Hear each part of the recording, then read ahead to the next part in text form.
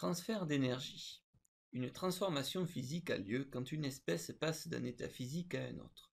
Les trois états de la matière sont solide, liquide et gaz.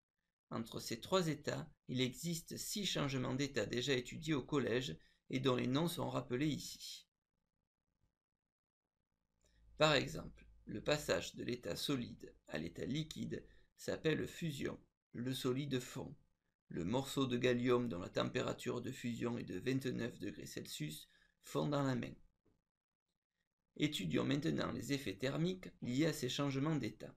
Que se passe-t-il lorsque l'on place des glaçons à la température de moins 4 degrés Celsius dans un verre vide et que la température ambiante est de 20 degrés Celsius? On constate que le verre devient froid et que la glace fond.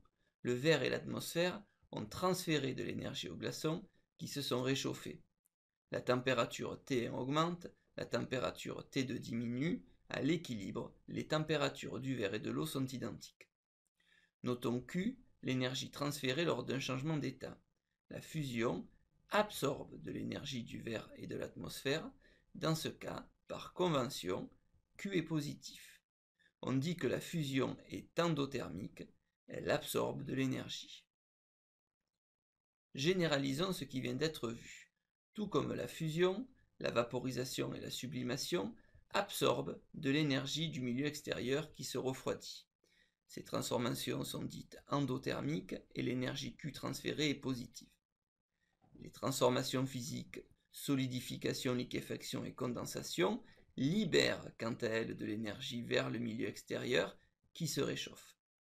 Ces transformations sont dites exothermiques et l'énergie Q transférée est négative. Afin de calculer l'énergie échangée Q lors d'un changement d'état, il faut définir la chaleur latente de changement d'état. Il s'agit de l'énergie transférée lors du changement d'état d'un kilogramme d'une espèce. Cette grandeur se note L et s'exprime en joules par kilogramme. Pour calculer l'énergie Q, il suffit de multiplier la chaleur latente de changement d'état par la masse de l'espèce. On peut vérifier que cette équation est homogène d'un point de vue des unités. Voici, pour exemple, la valeur de la chaleur latente de vaporisation de l'eau, 2220 kJ par kilogramme.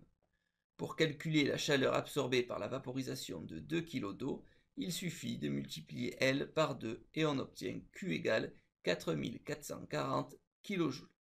Notons que Q est positif car la vaporisation est endothermique. Retenons donc qu'une transformation physique a lieu quand une espèce passe d'un état physique à un autre. Voici les trois états de la matière. Les transformations physiques fusion, vaporisation et sublimation absorbent de l'énergie du milieu extérieur qui se refroidit. Les transformations physiques solidification, liquéfaction et condensation cèdent de l'énergie au milieu extérieur qui se réchauffe. Afin de calculer l'énergie Q transférée lors d'une transformation physique en joules, il faut multiplier la masse de l'espèce en kilogrammes par la chaleur latente de changement d'état en joules par kilogramme. Réalisons une petite thèse de 3 questions. Mettez en pause lorsque le symbole suivant s'affiche pour prendre le temps de répondre. Question 1. Choisir la ou les bonnes réponses. La vaporisation de la sueur sur la peau absorbe de l'énergie du milieu extérieur, libère de l'énergie vers le milieu extérieur, est une transformation endothermique. Les réponses justes sont les réponses A et C. Question 2. Choisir la ou les bonnes réponses. Considérons une transformation physique qui libère de l'énergie Q vers le milieu extérieur. Q est positif, Q est négatif, la transformation est endothermique. Seule la réponse B est juste, car la transformation qui cède de l'énergie au milieu extérieur est exothermique. Question 3. Choisir la bonne réponse. L'énergie Q mise en jeu lors de la transformation physique d'une masse M d'espèces s'écrit Q égale M fois L, Q égale M sur L, Q égale L sur M. La chaleur latente de changement d'état est l'énergie transférée lors du changement d'état d'un kilogramme d'une espèce.